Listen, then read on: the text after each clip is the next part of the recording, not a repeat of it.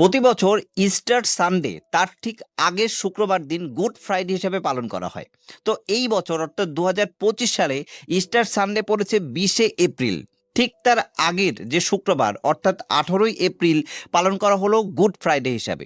কিন্তু এই good Friday আসলে জেসাস ক্রাইস্ট বা যীশুখ্রিস্টকে ক্রুশবিদ্ধ করে হত্যা করার দিন, অর্থাৎ এটা একটা চরম শোকের দিন।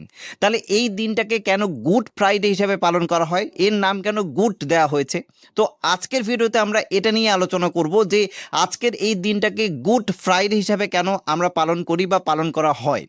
তো এই যে ঘটনা, জেসাস ক্রাইস্টকে যখন ক্রুশবিদ্ধ করা হয়, এটা আমরা প্রত্যেকেই কম বেশি জানি যে যীশুখ্রিস্ট ক্ষমার প্রতীক, এবং তিনি যখন তাকে ক্রুশবিদ্ধ করা হয় তিনি ঈশ্বরের কাছে বলেছিলেন, কারণ জেসাস ক্রাইস্ট নিজেই ছিলেন ঈশ্বরের পুত্র, তবুও তিনি ঈশ্বরের কাছে বলেছিলেন যে হে প্রভু, ওরা জানে না যে ওরা কি করছে, ওদেরকে ক্ষমা করে দিও। তো আজকের এই দিনটাতে জেসাস ক্রাইস্ট মূলত যে ত্যাগ এবং এই মানব জাতিকে রক্ষা করার জন্য তিনি যে ত্যাগ করেছিলেন এবং যে ভালোবাসা প্রদর্শন করেছিলেন মানব জাতির প্রতি, এই প্রতীক হিসাবে আসলে এই গুড কথাটাকে ব্যবহার করা হয়েছে।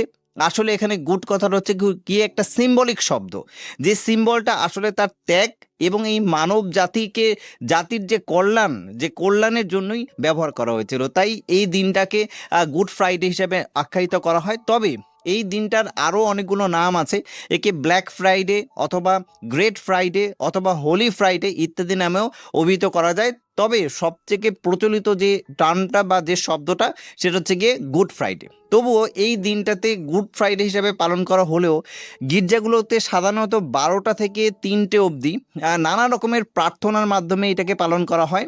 তবে 3টের সময় কথিত আছে বা এইটা বাইবেল থেকে যে তথ্য সংগ্রহ করা হয়েছে সেখান থেকে জানা গেছে যে 3টে থেকেই হয়তো জেসাস ক্রাইস্টের উপরে যে অত্যাচার, ক্রুশবিদ্ধ করার যে অত্যাচার, সেটা শুরু হয়েছিল। তাই 3টের সময় এই গির্জাগুলোতে কিন্তু সমস্ত মোমবাতি নিভিয়ে দেওয়া হয় এবং এটার প্রতীক হিসাবে তাকে স্মরণ করার উদ্দেশ্যেই এই কাজটা করা হয়। তো আজকের এই দিনটা ভীষণ পরিমাণে গুরুত্বপূর্ণ, অবশ্যই খ্রিস্ট ধর্মের মানুষদের কাছে, তবুও সমস্ত ধর্মের মানুষদের কাছে, সমস্ত মানব সভ্যতার জন্য জেসাস ক্রাইস্টের এই যে ত্যাগ, এই যে মানব সভ্যতার প্রতি তার যে এই বলিদান, এটাকে স্মরণ করার জন্যই আজকে আমরা গুড ফ্রাইডে পালন করি।